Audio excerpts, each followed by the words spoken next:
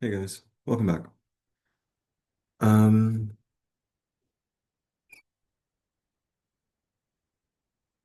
when I speak for when I make multiple videos, tends to get dry. So, um, let's start here. We're gonna go back just a few paragraphs, but I want to try to keep this video as short as possible. We've got like 12 pages to go, but I don't think there's much left in here that I haven't already said. And there was certainly a lot to cover. All right. We've now found, at least from the point of view of our present beliefs, three out of the four virtues in our city. So what kind of virtue is left then that makes the city share even further in virtue? Surely it's clear that it is justice. That is clear. Sorry, my eyes were moving faster than my mouth could move. Then, Glaucon, we must station ourselves like hunters surrounding a wood and focus our understanding so that justice doesn't escape us and vanish into obscurity. For obviously it's around here somewhere. So look, excuse me, and try eagerly to catch sight of it. And if you happen to see it before I do, you can tell me about it.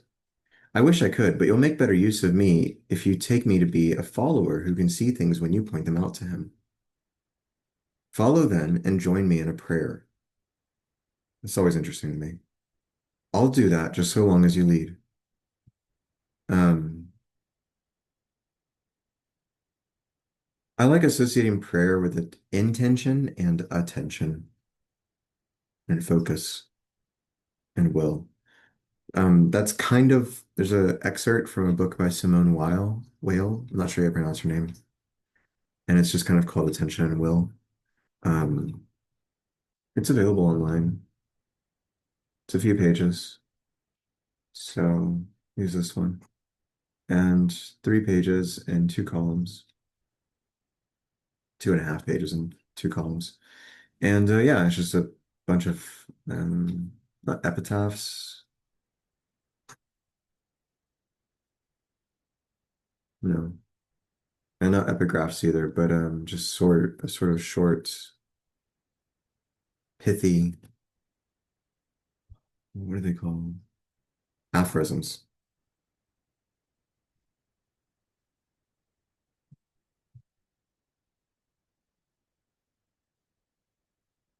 Yeah.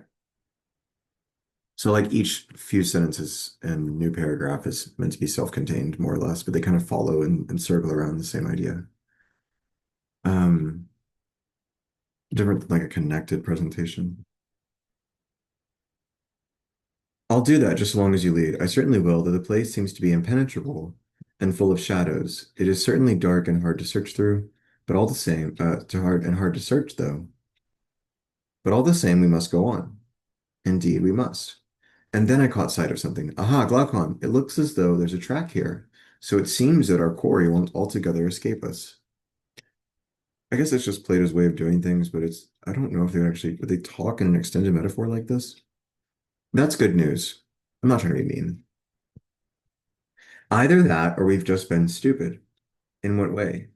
Because what we are looking for seems to have been rolling around at our feet from the very beginning, and we didn't see it, which was ridiculous of us. Just as people sometimes search for the very thing they are holding in their hands. So we didn't look in the right direction, but gazed off into the distance. And that's probably why we didn't notice it. What do you mean? I'm sorry. I'm thinking of the Jennifer Lawrence meme where she's doing hot ones, and she just goes, "What do you mean? What do you mean?" Um, I mean that though we've been talking, wish I could put like that meme just on the screen right here in this area for you guys.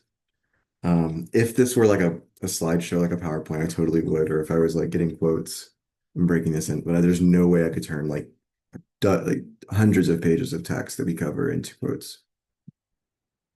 Sorry, into like piecemeal slides.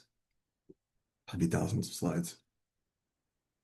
I mean that though we've been talking and hearing about it for a long time, I think we didn't understand what we were saying. or that in a way we were talking about justice. That's a long prelude for someone who wants to hear the answer.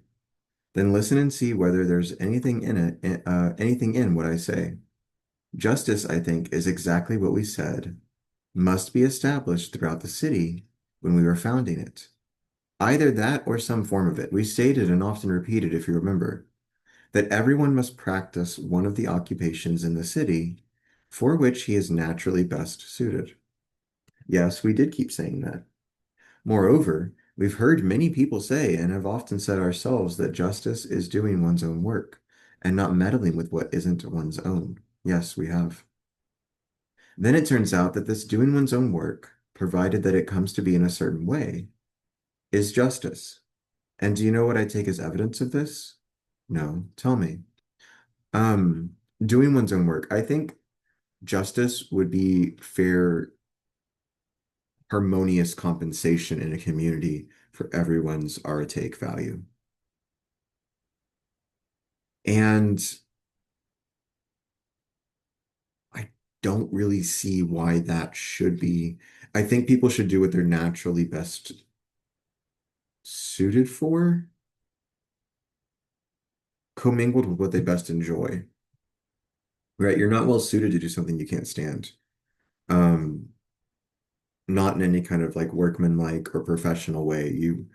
If let's say that there are two people and one's an excellent blacksmith, but they can only blacksmith like that for 10 minutes before they become really defiant or something, and they don't spend the rest of the day doing it properly. Now, someone who can't do as well in 10 minutes, but will spend all day doing it, that's a professional blacksmith. Um, they're best suited over to sustainably do something, right? Someone who is best suited to sustainably do something has to take some kind of pleasure or passion in the energy that motivates the work they do. And so there's some kind of natural selection, not just by skill, but also and not just by arete and excellence, which is what justice really should be. Um, but also that's commingled with what is pleasurable and pleasant to each person. Um, it's unnatural that people should be forced to pursue, perhaps by money or whatever, things they wouldn't actually enjoy and can't sustain. Um,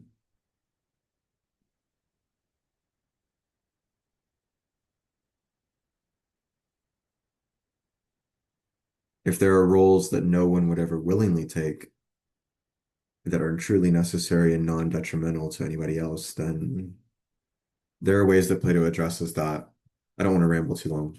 Um, there are ways that Plato addresses that between offering wages, which I think could work to somebody who's not the ruler, but for the ruler in particular, um, the only way you can get them to be in charge is by putting somebody less intelligent or less wise or less just in charge. And so then they're forced to live according to somebody else's rules that aren't great.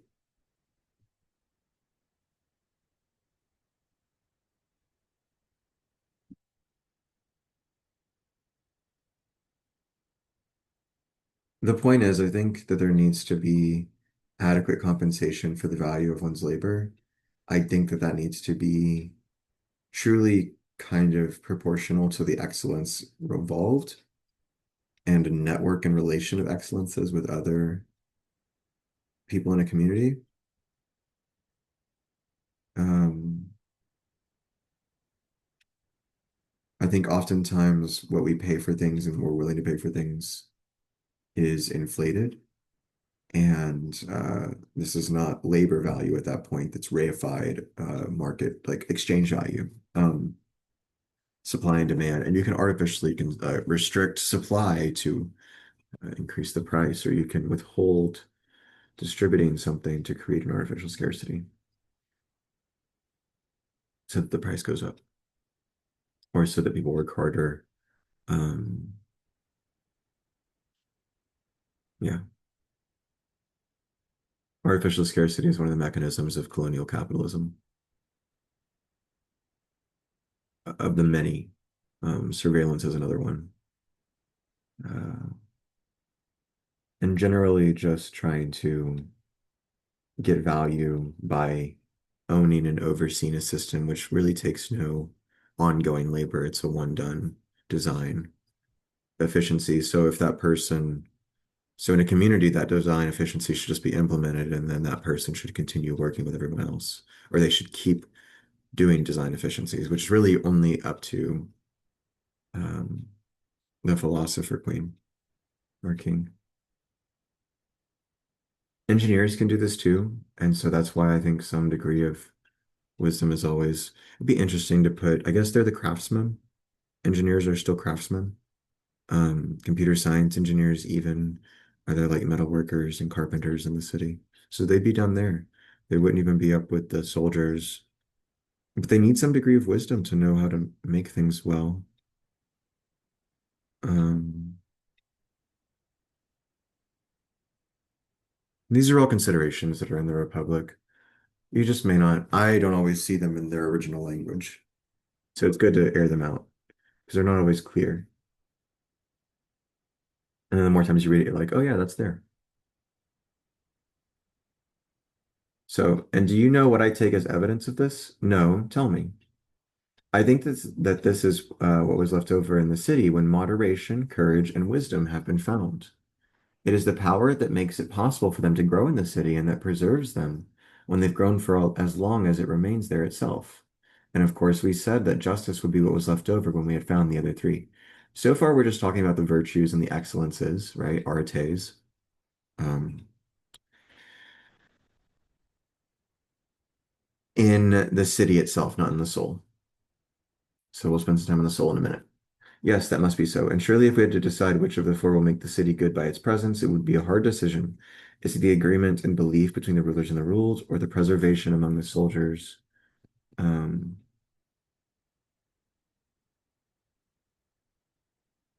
which of the four will make the city good by its presence? Is it the agreement and belief between the rulers and the ruled? And that would be the moderation. Or is it the preservation among the soldiers of the law-inspired belief about what is to be feared and what isn't? And that's courage. Or is it the wisdom and guardianship of the rulers? Wisdom, obviously. Or is it, above all, the fact that every child, woman, slave, freeman, craftsman, ruler, and ruled, each does his own work and doesn't meddle with what is other people's? How could this fail to be a hard decision? It seems then that the power that consists in everyone's doing his own work rivals wisdom, moderation, and courage in its contribution to the virtue of the city. It certainly does. I guess like the ruler could also be a teacher. Um, and grading is a sort of decision-making process and arbitration that uh, each teacher, depending on the education system, has discretion to either be, what is the assessment style and how objective is it versus how subjective is it? Um, and the teacher can make other kinds of judgment decisions about the student's situation and their earnestness. Um, in a middle school setting, I was repeatedly told by my teachers and leaders, who I didn't always agree with, often didn't agree with, that I had to just learn to disambiguate between an effort issue in a student and a genuine concept issue. Like something like they're not paying attention or they're not listening or they're not changing their thing. Maybe that courage to change, that just do it. Um, versus it's not clicking.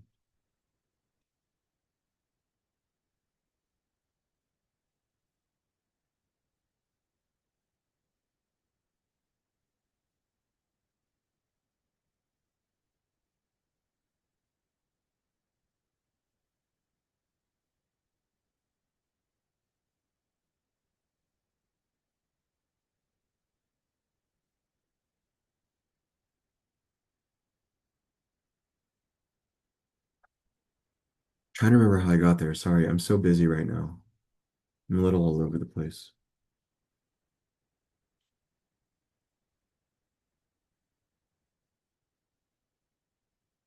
Let me pause for a second and I'll try to Right, I remember now. I didn't have to go like watch the video or anything like that. I was talking about teachers as philosopher queens or kings and how they have to make, especially in K through 12 settings, character judgments about whether they believe the student is being honest or is, has any integrity with what they're saying. Um, the reason for an absence or something like that. Um, and that's just like conduct that you have to manage whenever you're managing people in general. So, um, you always have to be able to discern whether somebody's being honest or not, forthright, effortful, earnest. Um,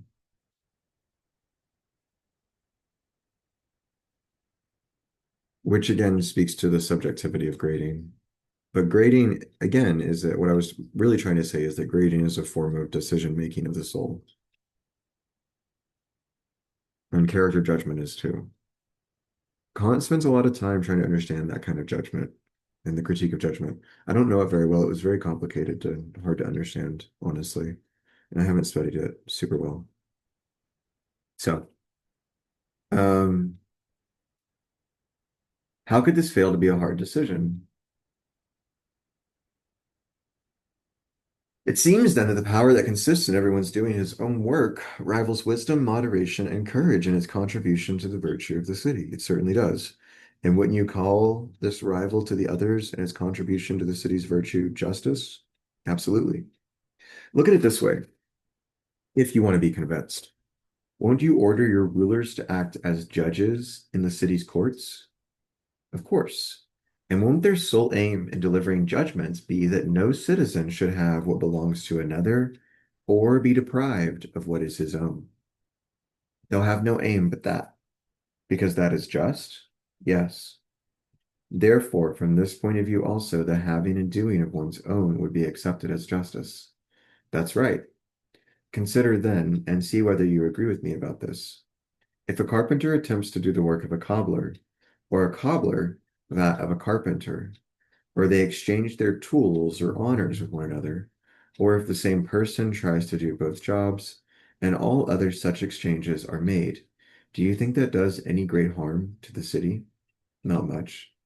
But I suppose that when someone who is by nature a craftsman or some other kind of moneymaker is puffed up by wealth or by having a majority of votes, or by his own strength or by some other such thing and attempts to enter the class of soldiers, or one of the unworthy soldiers tries to enter that of the judges and guardians, the philosopher queens and kings, and these exchange their tools and honors, or when the same person tries to do all these things at once, then I think you'll agree that these exchanges and this sort of meddling bring the city to ruin.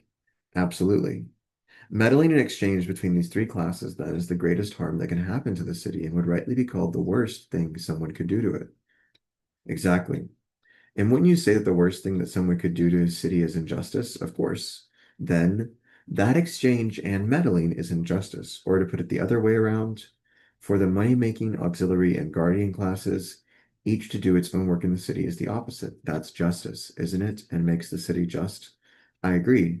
Justice is that and nothing else. And this goes back to the idea that I was saying about the leader of a tribe, right? Or a group of people or a clan or a gang of thieves that is partially just insofar as they can order their gang and keep that clan harmonious together. It's basically a city, and it can grow, it can get more members until that the number of members it has is no longer harmonious. And a better leader or a better system or a better organized city with people that weren't as deviant or as violent would probably be able to sustain more people, or those that were doing injustice to others less often would be able to sustain a greater number of volatilities.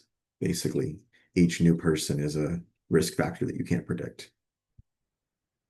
Um, I agree. Justice is that and nothing else. Let's not take that as secure just yet. But if we find that the same form when it comes to be in each individual person is accepted as justice, there as well, we can assent to it. What else can we say? But if that isn't what we find, we must look for something else to be justice. For the moment, however, let's complete the present inquiry. So this is where the moves to the soul. We thought that if we first tried to observe justice in some larger thing than that possessed it, This would make it easier to observe in a single individual. We agreed that this larger thing is a city, and so we established the best city we could, knowing well that justice would be in one that was good. So let's apply what has come to light in the city to an individual, and if it is accepted there, all will be well. But if something different is found in the individual, then we must go back and test that on the city. And if we do this and compare them side by side, we might well make justice light up, as if we were rubbing fire sticks together. And when it has come to light, we can get a secure grip on it for ourselves. Kind of like triangulating. You're following the road we set, and we must do as you say. Well, then, are things called by the same name, whether they are bigger or smaller than one another, like or unlike, with respect to that to which that name applies? Alike. So a large boulder and a small boulder still boulders, or a large rock and a small rock still rocks. Boulders are usually bigger. Then a just man won't differ at all from a just city in respect to the form of justice. Rather, he'll be like the city, he will. But his city was thought to be just when each of the three natural classes within it did its own work. And it was thought to be moderate, courageous, and wise because of certain other conditions and states of theirs. That's true. Then, if an individual has these same three parts in his soul, we will expect him to be correctly called by the same names as the city if he has the same conditions in them, necessarily so. Then, once again, we've come upon an easy question, namely, does the soul have these three parts in it or not? It doesn't look easy to me. Perhaps, Socrates, there's some truth in the old saying that everything fine is difficult. Fine here being particular or well made, probably. Delicate, thin. Apparently so. Apparently so. But you should know, Glaucon, that in my opinion, we will never get a precise answer using our present methods of argument. Although there is another longer and fuller road that does lead to such an answer, but perhaps we can get an answer that's up to the standard of our previous statements and inquiries. Isn't that satisfactory? It would be enough for me at present. In that case, it'll be fully enough for me too. Then don't weary, but go on with the inquiry. Well, then, we are surely compelled to agree that each of us has within himself the same parts and characteristics as the city. Where else would they come from? It would be ridiculous for anyone to think that spiritedness didn't come to be in cities from such individuals as the Thracians, Scythians, and others who live to the north of us, who are held to possess spirit, or that the same isn't true of the love of learning, which is mostly associated with our part of the world, or of the love of money, which one might say is conspicuously displayed by the Phoenicians and Egyptians. It would. That's the way it is anyway, and it isn't hard to understand. Certainly not. But this is hard. Do we do these things with the same part of ourselves, or do we do them with three different parts? Do we learn with one part, get angry with another, spirit, and with some third part desire the pleasures of food, drink, sex, and the others that are closely akin to them? Or when we set out after something, do we act with the whole of our soul in each case? This is what's hard to determine in a way that's up to the standards of our argument. And the truth of the matter is that a just soul acts with the whole of their soul. They don't have really the parts easy to see. I think so too. Well, then let's try to determine in that way whether these parts are the same or different. How?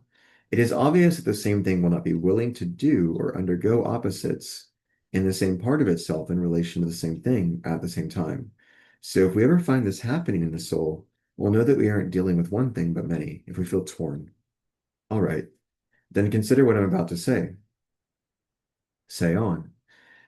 Is it possible for the same thing to stand still and move at the same time in the same part of itself? Not at all. Let's make our agreement more precise in order to avoid disputes later on. If someone said that a person who is standing still, but moving his hands and head, is moving and standing still at the same time, we wouldn't consider, I think, that he ought to put it like that. What he ought to say is that one part of the person is standing still and another part is moving. Isn't that so? It is. So he likens him, like I said, to a person with limbs. And if our interlocutor became even more amusing and was sophisticated enough to say that whole spinning tops, the dreidels I was showing you, stand still and move at the same time when the peg is fixed in the same place and they revolve, and that the same is true of anything else moving in a circular motion on the same spot, we wouldn't agree because it isn't with respect to the same parts of themselves that such things both stand still and move. We'd say that they have an axis and a circumference, and that with respect to the axis, they stand still, since they don't wobble to either side, while with respect to the circumference, they move in a circle. But if they do wobble to the left or right, front or back while they are spinning, we'd say that they aren't standing still in any way.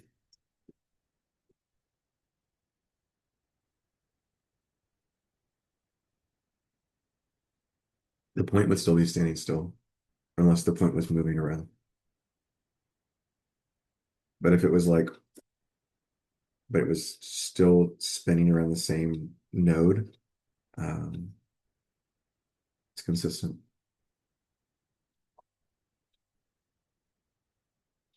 And we'd be right. No such statement will disturb us then, or make us believe that the same thing can be, do, or undergo opposites at the same time, in the same respect, and in relation with the same thing. They won't make me believe that, believe it, at least. Nevertheless, in order to avoid going through all these objections one by one and taking a long time to prove them all untrue, let's hypothesize that this is correct and carry on. But we agree that if it should ever be shown to be incorrect, all the consequences we've drawn from it will also be lost. We should agree to that. Then wouldn't you consider all the following, whether they are doings or undergoings, as pairs of opposites? Dewey uses these phrases as well, doings and undergoings. Assent and dissent, wanting to have something and rejecting it, taking something and pushing it away. Yes, they are opposites. Honestly, a dialectical Plato isn't too different from Dewey. He just makes it material. What about these? Wouldn't you include thirst, hunger, the appetite as a whole, and wishing and willing something in the class we mentioned? Wouldn't you say that the soul of someone who has an appetite for a thing wants what he has an appetite for and takes to himself what it is? Uh, his will to have? And that insofar as he wishes something to be given to him, his soul, since it desires this to come about, nods assent to it, as if in answer to a question. I would. What about not willing, not wishing, and not having an appetite? Aren't these among the very opposites? Cases in which the soul pushes and drives things away, of course. Then won't we say that there is a class of things called appetites, and that the clearest examples are hunger and thirst? We will. One of these is for food and the other for drink. Yes. Now, insofar as it is thirst, it is an appetite. Is it an appetite in the soul for more than that? For which we say that it is an appetite? It is the appetite. For example, is thirst for hot drink or cold, or much drink or little, or in a word, for drink of a certain sort? Or isn't it rather that where heat is present as well as thirst, it causes the appetite to be for something cold as well? And where cold for something hot, and where there is much thirst because of the presence of muchness, it will cause the desire to be for much, and where little for little. But thirst itself will never be for anything other than what it is in its nature to be for, namely drink itself, and hunger for food.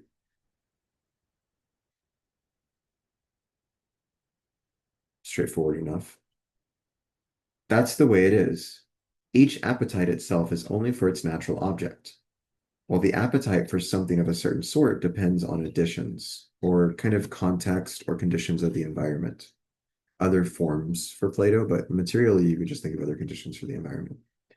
Therefore, let no one catch us unprepared or disturb us by claiming that no one has an appetite for drink rather than good drink, nor food but good food, on the grounds that everyone, after all, has appetite for good things. So that if thirst is an appetite, it will be an appetite for good drink or whatever, and similarly with the others. So appetite will always be for the good. All the same, the person who says that has a point. But it seems to me that in the case of all things that are related to something, those that are of a particular sort are related to a particular sort of thing, while those that are merely themselves are related to a thing that is merely itself. I don't understand. Don't you understand that the greater is such as to be greater than something? So the general is related to everything that of the particulars, but the particular is more exclusive. I think that's what that said. The greater is such as to be greater than something, of course, than the less, yes. And the much greater than the much less, isn't that so? Yes. And the once greater to the once less, and the going to be greater than the going to be less? Certainly. And isn't the same true of the more and the fewer, the double and the half, heavier and lighter, faster and slower, the hot and the cold, and all other such things? Of course. And what about the various kinds of knowledge? Doesn't the same apply? Knowledge itself is knowledge of what can be learned itself, or whatever it is that knowledge is of, while a particular sort of knowledge is of a particular sort of thing. For example, when knowledge of building houses came to be, didn't it differ from the other kinds of knowledge, and so was called knowledge of building? And of course. And wasn't that because it was a different sort of knowledge from all the others? Yes. And wasn't it because it was of a particular sort of thing that it itself became a particular sort of knowledge? And isn't this true of all crafts and all kinds of knowledge? It is. Well, then, this is what I was trying to say, if you understand it now. When I said that of all things that are related to something, those that are merely themselves are related to things that are merely themselves, while those that are of a particular sort are related to things of a particular sort. However, I don't mean that the sorts in question have to be the same for them both. For example, knowledge of health or disease isn't healthy or diseased, and knowledge of good and bad doesn't itself become good or bad. I mean that when knowledge became, here he's trying to talk about objective forms. I mean that when knowledge became not knowledge of the thing itself that knowledge is of, but knowledge of something of a particular sort, the result was that it itself became a particular sort of knowledge. And this caused it to be no longer called knowledge without qualification or without particularity, but general knowledge, but with the addition of the relevant sort, medical knowledge, or whatever. And because of Plato's expanding oneness of broadening umbrellas of forms, an expanding mereology of categories, um, parts to wholes where the wholes become parts to greater wholes relations, and the form of the one is the ultimate just, perfect, good God thing, being, immutable being, everlasting, eternal, whatever. Everlasting technically means within and through time. The form is probably outside of time and eternal for a transcendent. Um, Everlasting could be imminent. Probably, yeah, everlasting is probably not transcendent. It could be panentheistic, where God is over and above and through the universe. That's everlasting too. Everlasting and eternal, technically. Um, Both intrinsic and external too, but not extrinsic because still intrinsically good. Anyway,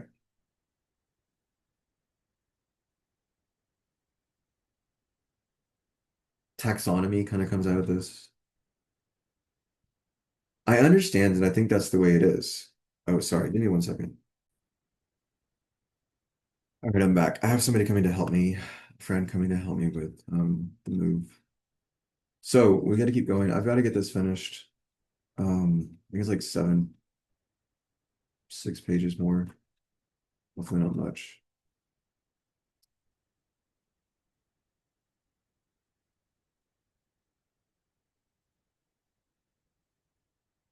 Yeah. So we got to get to the top or the top of page 59, and we're at page 54 right now.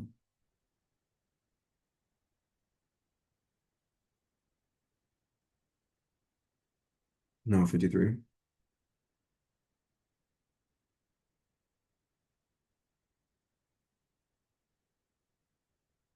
52. Yeah. Okay. So 7 pages. I understand, and I think that's what the way it is. Then as for thirst, wouldn't you include it among things that are related to something? Surely thirst is related to, I know it's related to drink. Therefore, a particular sort of thirst is for a particular sort of drink. But thirst itself isn't for much or little, good or bad, or in a word, for drink of a particular sort. Rather, thirst itself is in its nature only for drink itself. Absolutely. Hence, the soul of a thirsty person, insofar as he's thirsty, doesn't wish anything else but to drink, and it wants this and is impelled towards it. Clearly. Therefore, if something draws it back when it is thirsting, wouldn't that be something different in it from whatever thirsts and drives it like a beast to drink? It can't be, we say, that the same thing, with the same part of itself in relation to the same at the same time, does opposite things. No, it can't. In the same way, I suppose it's wrong to say of the archer that his hands at the same time push the bow away and draw it towards him. We ought to say that one hand pushes it away and the other draws it towards him. Or maybe even more particularly, that one hand pushes the wooden part of the bow away and pulls and draws the string part towards him. Absolutely.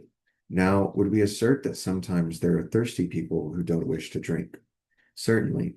It happens often to many different people. What then should one say about them? Isn't it that there is something in their soul bidding them to drink and something different forbidding them to do so that overrules the thing that bids? I think so. Doesn't that which forbids in such cases come into play, if it comes into play at all, as a result of rational calculation, while what drives and drags them to drink is a result of feelings and diseases? Apparently, it's, I mean, drinking water shouldn't be a problem. Apparently. Hence, it isn't unreasonable for us to claim that they are, I mean, you can drink too much water, that they are two and different from one another. We'll call the part of the soul with which it calculates the rational part, and the part with which it lusts, hungers, thirsts, and gets excited by other appetites, the irrational appetitive part, companion of certain indulgences and pleasures. Yes, indeed, that's a reasonable thing to think. Then let these two parts be distinguished in the soul. Now, is the spirited part by which we get angry a third part, or is it of the same nature as either of the other two? Perhaps it's like the appetitive part because it's so forceful and energetic. But I have heard something relevant to this, and I believe it. Leontius, the son of Aglaon, was going up from the Piraeus along the outside of the north wall when he saw some corpses lying at the executioner's feet. He had an appetite to look at them, but at the same time he was disgusted and turned away. For a time he struggled with himself and covered his eyes, but finally, overpowered by the appetite, he pushed his eyes wide open and rushed towards the corpses, saying, "Look for yourselves, you evil wretches. Take your fill of the beautiful sight." I've heard that story myself. It certainly proves that anger sometimes makes war against the appetites, as one thing against another. Besides, don't we often notice in other cases that when appetite forces someone contrary to rational calculation, he reproaches himself and gets angry with that in him that's doing the forcing? So that of the two factions that are fighting a civil war, so to speak, spirit allies itself with reason, gets angry on behalf of what is just, what is calculating, what is reasonable. Um, but I don't think that you can say that you've ever seen spirit, either in yourself or anyone else, ally itself with an appetite to do what reason has decided must not be done. No, by God, I haven't. You wouldn't call that noble or honorable either. What happens when a person thinks that he has done something unjust? Isn't it true that the nobler he is, the less he resents it? If he suffers hunger, cold, or the like at the hands of someone whom he believes to be inflicting this on him justly, and won't his spirit, as I say, refuse to be aroused? That's true. But what happens instead? If instead he believes that someone, sorry, I'm going to burp. Excuse me, hopefully that cut it. But what happens if instead he believes that someone has been unjust to him? Isn't the spirit within him boiling and angry? So just like Aristotle, where anger can be a virtue. Um, Boiling and angry, fighting for what he believes to be just. Won't it endure hunger, cold, and the like, and keep on till it is victorious, not ceasing from noble actions, until it either wins, dies, or calms down, called to heel by the reason within him, like a dog by a shepherd? Spirit is certainly like that. And of course, we made the auxiliaries in our city like dogs, obedient to the rulers, who are themselves like shepherds of a city. You well understand what I'm trying to say, but also reflect on this further point. What? The position of the spirited part seems to be the opposite of what we thought before. Then we thought of it as something appetitive, but now we say that it is far from being that. For in the civil war in the soul, it aligns itself far more with the rational part. Absolutely. Then is it also different from the rational? This is why I said that it's in part of the ruling class. Then is it also different from the rational part, or is it some form of it? So that there are two parts of the soul, the rational and the appetitive, instead of three. Or rather, just as there were three classes in the city that held it together, the money-making, the auxiliary, and the deliberative, is the spirited part a third thing in the soul that is by nature the helper of the rational part, provided that it hasn't been corrupted by a bad upbringing? It must be a third. Yes, provided that we can show it is different from the rational part, as we saw earlier, it was from the appetitive one. It isn't difficult to show that it is different. Even in small children, one can see that they are full of spirit right from birth. while as far as rational calculation is concerned, some never seem to get a share of it, while the majority do so quite late. That's really well put, and in animals too, one can see that what you say is true. Besides, our earlier quotation from Homer bears it out, where he says, he struck his chest and spoke to his heart. For here, Homer clearly represents the part that is calculated about better and worse, as different from the part that is angry without calculation. That's exactly right. This is a sort of impulsive, just anger. Well, then, we've now made our difficult way through a sea of arguments. We are pretty much agreed that the same number and the same kinds of classes as are in the city are also in the soul of each individual. That's true. Therefore, it necessarily follows that the individual is wise in the same way and in the same part of himself as the city. That's right. And isn't the individual courageous in the same way and in the same part of himself as the city? And isn't everything else that has to do with virtue the same in both? Necessarily. Moreover, Glaucon, I suppose, will say that a man is just in the same way as a city. That too is entirely necessary. And we surely haven't forgotten that the city was just because each of the three classes in it was doing its own work. I don't think we could forget that. I don't think we could forget that. Let's say it that way. Then we must also remember that each of one of us, in whom each part is doing its own work, will himself be just and do his own. Of course, we must.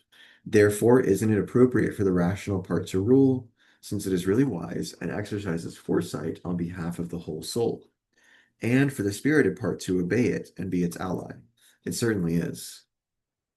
I think that there's like this is probably why you need to train philosopher queens and kings as soldiers too.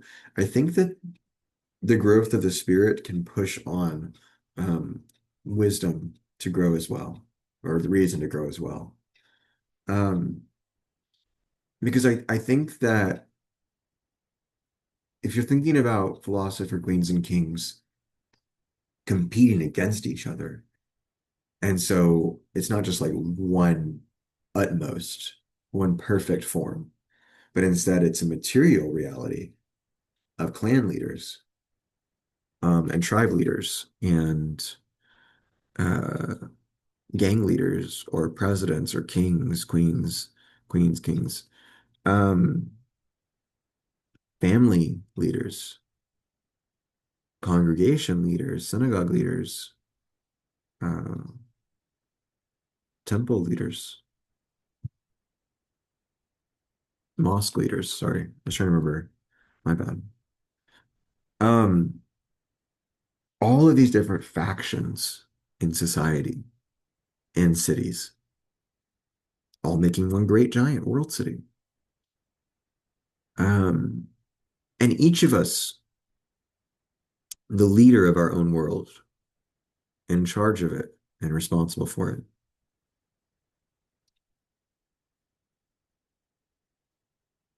It's a very archaic material existentialism, holding yourself accountable, integrity. But the if you have that competing system,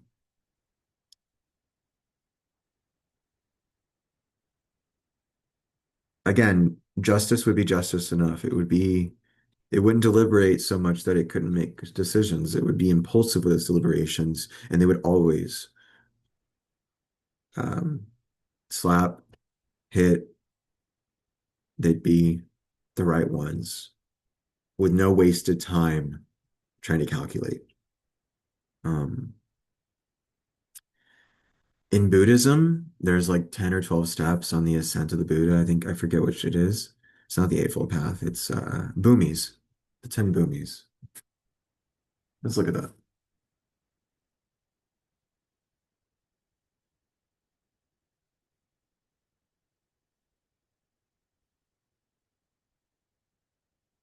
Um, and so you perfect certain virtues or paramita, excellences, aretes. There's a lot of overlap. It's really cool. Um,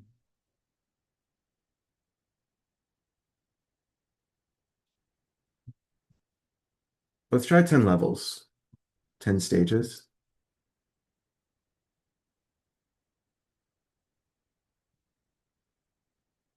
This is of the Bodhisattva. No, I know what I'm looking for and I can't find it. Not the 10 Stages Sutra. Maybe it's just here, yeah. Um, yeah, this is what I was looking for.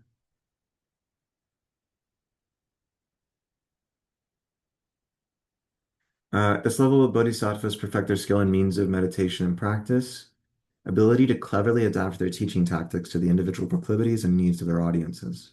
Also develop the ability to know the thoughts of others and every moment are able to practice all the perfections. All thoughts and actions are free from afflictions, and they constantly act spontaneously and effectively for the benefit of others. So there's been so much impulsive perfecting happening that they are actually, this is what Socrates saw. It was the incapability of harm that philosopher Queen or King would have been perfected, just refined, purified, just crap beat out of them.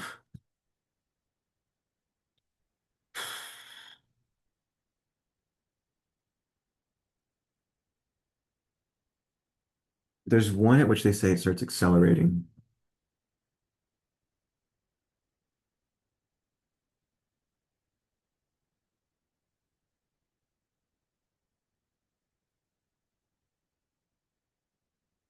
All notions of I and other are transcended along with the conceptions of inherent existence, inherent non-existence.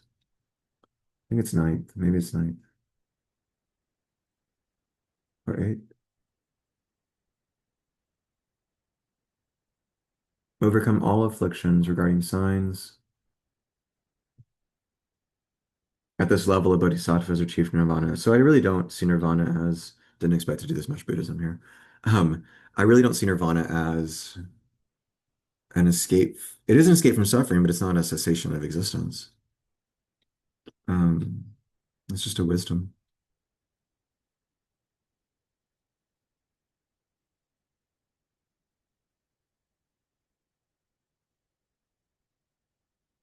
Not moved by ideas of signs, so can see through the linguistic labels put on eidetic truths.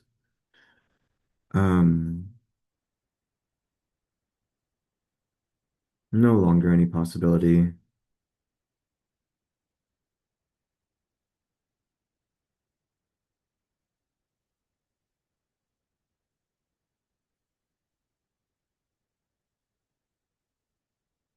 This is a really cool page. It'll help you understand the different levels. I probably assigned this in my world religions course, but it's just the ninth one. Move quickly toward awakening, like that of a boat being tugged toward a harbor, but on the eighth through 10th booming.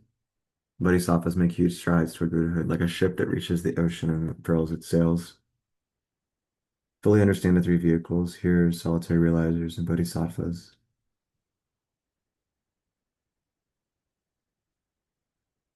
So hearers receive the teachings from someone else, solitary realizers come to it on their own but never really achieve enlightenment for whatever reason, or they don't actually help others.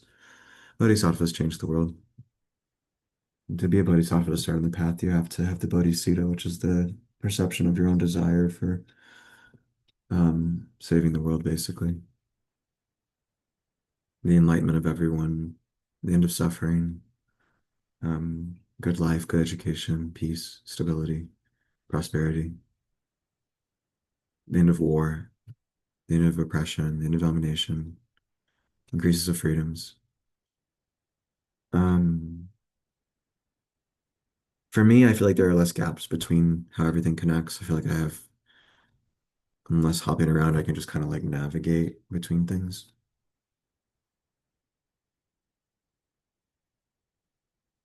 Yeah. So it's a refinement of arete in Plato's terms. Um, and just because the spirit is impulsive doesn't mean that the lawmaker, the lawgiver, or the philosopher, queen, king, the true guardian, is not also purified of any deliberation and is acting strictly on impulse, um, no one else can keep up. And so that's the only way that the perfection can be attained.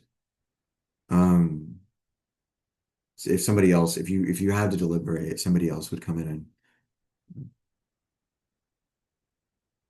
probably just kill you. Well, I wouldn't do that, but I mean, that's the most extreme thing, right? The material conditions get changed out from under you. If possible, they don't want to kill anybody. They want to just exploit them for labor if they'll be compliant. Um, that's more profitable than wasting human capital to the capitalists. Anyway, and again, the best philosopher queen transparently teaches their people those faults in the others, and then so that creates a greater excellence in their preservation of the life and their unwillingness to be violent. Um, the stability of pacifism and peace is much more profitable, like has actual more intrinsic value than the artificial scarcity of violence and war. It is much more stable, will win every time. Joy will always win over fear. Of course, they must. Therefore, isn't it appropriate for the rational part to rule, since it is really wise and exercises foresight on behalf of the whole soul, and for the spirited part to obey it and be its ally? It certainly is. Um, and isn't it, as we were saying, a mixture of music and poetry on the one hand and physical training on the other that makes the two parts harmonious, stretching and nurturing the rational part with fine words and learning, relaxing the other part through soothing stories, and making it gentle by means of harmony and rhythm? That's precisely it. And these two, having been nurtured in this way, and having truly learned their own roles and been educated in them, will govern the appetite of part which is the largest part in each person's soul, and is by nature most insatiable for money. They'll watch over it to see that it isn't filled with the so-called pleasures of the body, and that it doesn't become so big and strong that it no longer does its own work, but attempts to enslave and rule over the classes it isn't fitted to rule, thereby overturning everyone's whole life. That's right. Then wouldn't these two parts also do the finest job of guarding the whole soul and body against external enemies? Reason by planning, spirit by fighting, following its leader, and carrying out the leader's decisions through its courage. So in some ways you have to like a person has to plan and deliberate for a little bit and then do the work. Yes, that's true. And it is because of the spirited part, I assume, that we call a single individual courageous, namely when it preserves, through pains and pleasures, the declarations of reason about what is to be feared and what isn't. That's right. And we'll call him wise because of that small part of himself that rules in him and makes those declarations and has within it the knowledge of what is advantageous for each part and for the whole soul, which is the community of all three parts. Absolutely. So what is advantageous for the desiring part too? What is advantageous for the spirit so it doesn't get angry all the time? It has to follow the rules, its own rules. Absolutely. And isn't he moderate because of the friendly and harmonious relations between these same parts, namely when the ruler and the ruled believe in common that the rational part should rule and don't engage in civil war against it. So the ruled have to assent always. The desire has to assent through suffering. Moderation is surely nothing other than that, both in the city and in the individual. And of course, a person will be just because of what we've so often mentioned, and in that way, necessarily. Well, then, is the justice in us at all the indistinct? Does it seem to be something different from what we found in the city? It doesn't seem so to me. If there are still any doubts in our soul about this, we could dispel them altogether by appealing to ordinary cases. Which ones? For example, if we had to come to an agreement about whether someone similar in nature and training to our city had embezzled a deposit of gold or silver that he had accepted, who do you think would consider him to have done it rather than someone who isn't like him? No one. And would he have anything to do with temple robberies, thefts, betrayals of friends in private life, or of cities in public life? No, nothing. And he'd be in no way untrustworthy in keeping an oath or other agreement. How could he be? And adultery, disrespect for parents, and neglect of the gods would be more in keeping with every other kind of character than his, with everyone. And isn't the cause of all this that every part within him does its own work, whether it's ruling or being ruled? Yes, that and nothing else. Then are you still looking for justice? To be something other than this power, the one that produces men and cities of the sort we've described? No, I certainly am not. Then the dream we had has been completely fulfilled. Our suspicion that with the help of some god we had hit upon the origin and pattern of justice right at the beginning in founding our city. Absolutely. Indeed, Glaucon, the principle that it is right for someone who is by nature a cobbler to practice cobblery and nothing else, for the carpenter to practice carpentry, and the same for others as a sort of image of justice. That's why it's beneficial, apparently. And in truth, justice is, it seems, something of this sort. However, it isn't concerned with someone's doing his own externally, but with what is inside him, with what is truly himself and his own. One who is just does not allow any part of himself to do the work of another part, or allow the various classes within him to meddle with each other. He regulates well what is really his own, and rules himself. He puts himself in order, is his own friend, and harmonizes the three parts of himself like three limiting notes in a musical scale, high, low, and middle. This is perhaps why the chord is a helpful example. He binds together those parts and any others there may be in between, and from having been many things, he becomes entirely one, moderate and harmonious. Only then does he act, and when he does anything, whether acquiring wealth, taking care of his body, engaging in politics, or in private contracts, in all of these, he believes that the action is just and fine that preserves this inner harmony and helps achieve it, and calls it so, and regards as wisdom the knowledge that oversees such actions. And he believes that the action that destroys this harmony is unjust, and calls it so, and regards the belief that oversees it as ignorance. That's absolutely true, Socrates. Well then, if we claim to have found the just man, the just city, and what the justice is that it is in them, I don't suppose that we'll seem to be telling a complete falsehood. No, we certainly won't. Shall we claim it then? We shall. So be it. Now, I suppose we must look for injustice, clearly. Surely it must be a kind of civil war between the three parts, a meddling and doing of another's work, a rebellion by some part against the whole soul in order to rule it inappropriately. The rebellious part is by nature suited to be a slave, while the other part is not a slave but belongs to the ruling class. We'll say something like that, I suppose, and that the turmoil and strain of these parts are injustice, licentiousness, cowardice, ignorance, and in a word, the whole of vice. So, in a city, there's a danger that people will subsume themselves to their group and become the affects of that being, that greater whole natural being, that nature. I think the individual needs to be preserved.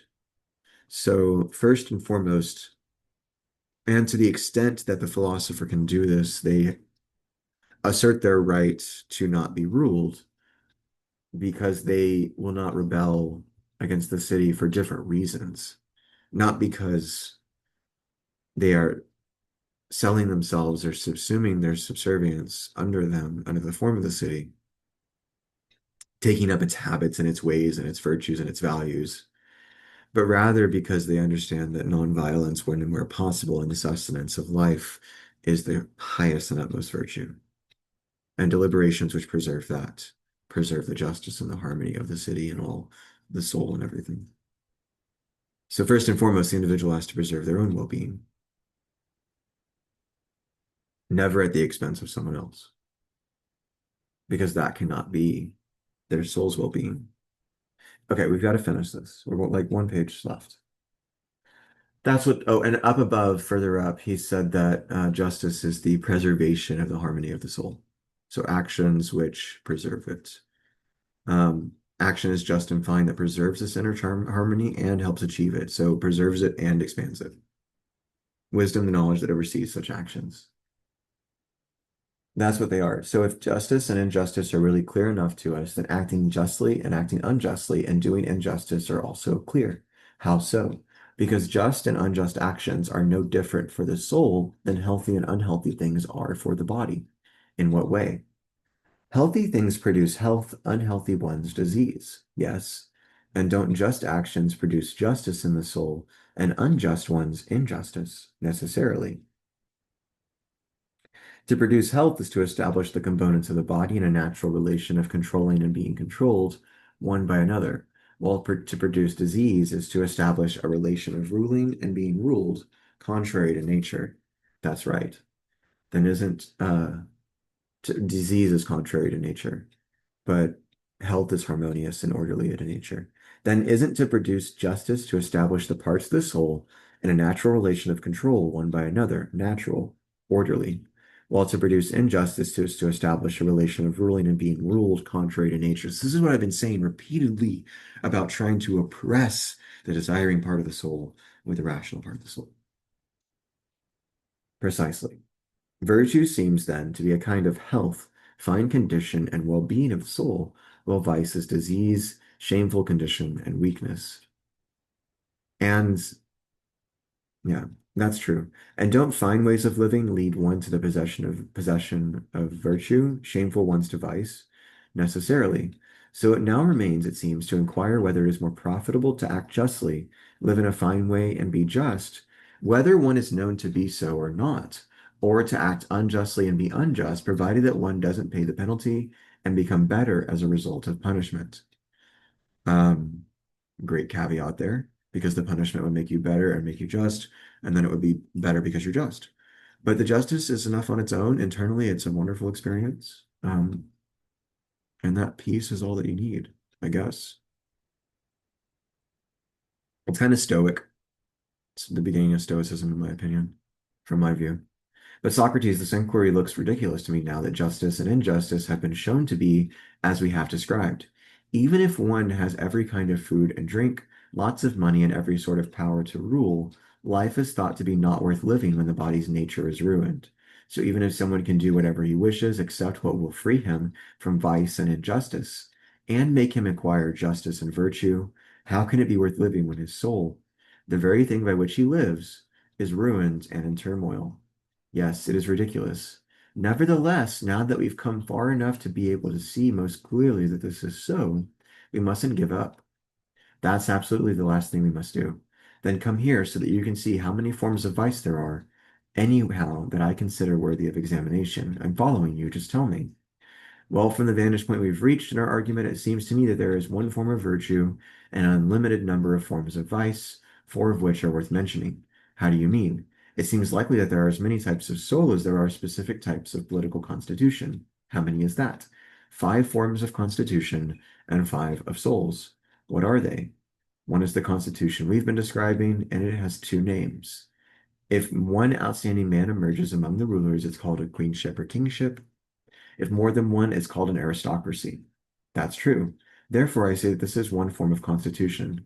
Whether one man emerges or many, none of the significant laws of the city would be changed if they followed the upbringing and education we described. Probably not. Awesome, guys.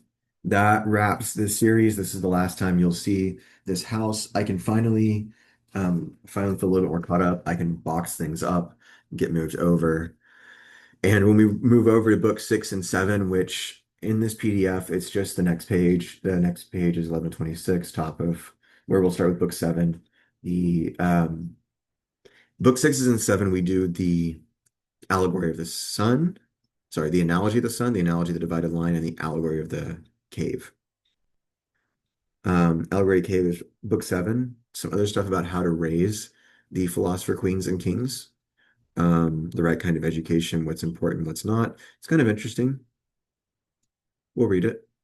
The important thing, I think, is at the end when he talks about the dialectical process and how young people tend to think of the dialectic as just destructive. But that's why you need to wait until the end of a certain age, maybe your late 20s probably, before you can really see that there's still a pursuit of truth behind it. Definitely at least your early 20s, or else there's just kind of wanton recklessness destructiveness. That's it, guys. Probably had title cards going. I don't have the time. He's not coming in here. So thank you so much. Really appreciate your patience. Glad we got it wrapped in 5. Stay tuned. Uh, I'll see you soon for the next series. Have a good week. I hope you benefited. Bye.